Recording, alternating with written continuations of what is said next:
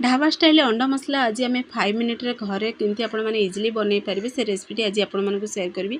तो चलतु लेट नक रेसिपी आज आम प्रस्तुत करवा। नमस्कार, जय जगन्नाथ फ्रेंड झिली कुकिंग को आपण मानक अनेक अनेक स्वागत।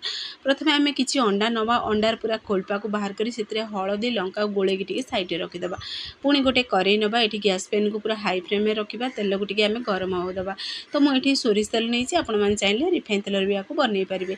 लंबा लंबा पीसेस कटिंग होता दुईटी पियाज को एड करदे। पियाज को टी हल्का ब्राउन कलर है पर्यंत आपको आम फ्राए करवा। तो देखो पियाज भी आम धीरे धीरे पूरा ब्राउन कलर भी हो सारा। तो चलते एवं से आम कि गोटा जिनस एड करवा। तो देखो ये मसला पाइबली आमर तो अल्प टिके अदा रसुण पुणी टमाटो पुणी काजू एड करदे। टी आपको भी हल्का टी आम फ्राए करदे। तो हल्का फ्राए ही करेंगे, अधिक जदि फ्राए करेंगे ना तो टी पितालिया स्वाद आसो। तो देखो परफेक्ट आमर फ्राए भी हो सारा। आपको टी ठंडा करवा, गोटे प्लेट को आम बाहर करदे। तो ये प्रोसेस रे ही फ्राए करेंगे। तो से भीतर देखो ठंडा है भितर आम अंडा को भी से बड़का तेल जेहेतु करेई अंडा को भी आम फ्राए करदे। तो अंडा को भी हल्का टिके गोल्डन कलर हवा को दबा। तो अधिक अंडा को फ्राए करें।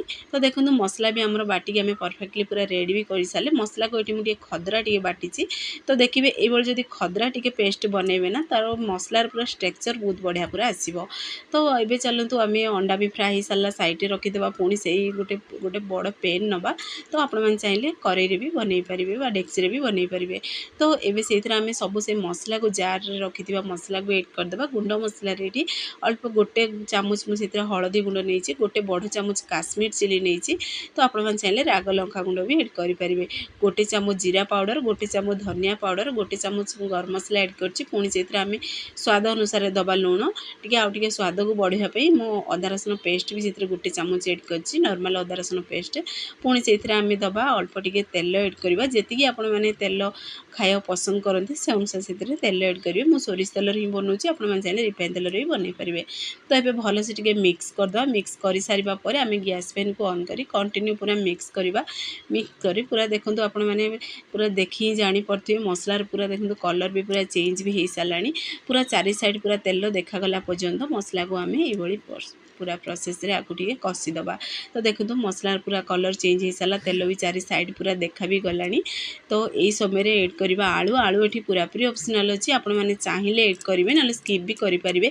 जेहेतु आलू खाया पिला पसंद करती तो मुझे एड कर। तो सीजा आलू मुझे पूरा 3टी नहीं टे बड़ बड़ पीसेस कटिंग कर एड कर। आलू टे कषि हो सारापर पुणी थे आम एड करदे अंडा को। अंडा को भी एड करी पुणी थे आपको मिक्स कर कषिदबा। तो देखो ये प्रोसेस रे पूरा यही प्रोसेस भी आपण मैंने आपको खाई पारे। जदि ग्रेवी बनया को चाहूना ताले ये अंडा कषा बनई भी खाई पारे। देखिए अंडा कषा जब यही प्रोसेस रे बनई खाइबे ना रुटी सहित बहुत बढ़िया लगे। तो आपण मैंने जदि झोल रखा चाहूँगी तो ये गरम पानी एड करी झोल बनई पारे। जेहेतु आज आम अंडा मसला बा झोल बनइबा तो से गरम पानी को एड करदे। टी फुटी हवा को दबा। फुटी सारा पर फ्रेश गुंड मसला आम से एड करवा। पुणी लास्ट आम अल्प टे कस्तूरी मेथी एड करी पुणी थे आपको मिक्स करदे। देखो फाइनाली आमर प्रस्तुत भी हो सारा अंडा आलू मसला रेसिपी टे। तो आपण मैंने घरे आपको निश्चय ट्राए करूँ। देखिए पिला बड़ समस्ते पसंद करेंगे। एवं टे ढक्कन को बंद करदे टी 5 मिनट पर्यंत टी सेट हो दबा। 5 मिनट पर देखो केते बढ़िया पूरा स्ट्रक्चर आसी। आपण मानक प्लेट को बाहर कर देखा। देखो तार मसला भी बहुत बढ़िया बनी पूरा पूरी ढाबा स्टाइल बनी। तो आपण मैंने घरे आपको निश्चय ट्राए करूँ। देखिए रुटी सहित भात डाली सहित भी खाई पारे। बहुत ही यूनिक रेसिपी। तो 5 ରୁ 10 मिनट भीतर आपण मैंने बनई पूरा रेडी करेंगे। फाइनाली आमर अंडा आलू मसला झोल रेसिपी प्रस्तुत हो सारी। तो आपण मैंने जब वीडियो पसंद आसो ताल सांग मानक सेयार करूँ, लाइक करूँ। चैनल जब नुआ अच्छा चैनल को मोर सब्सक्राइब कर दिंतु, बेल आइकन क्लिक कर दिंतु, जहाँफल मोर सब वीडियो नोटिफिकेशन प्रथम आपण मानक पहुँचो।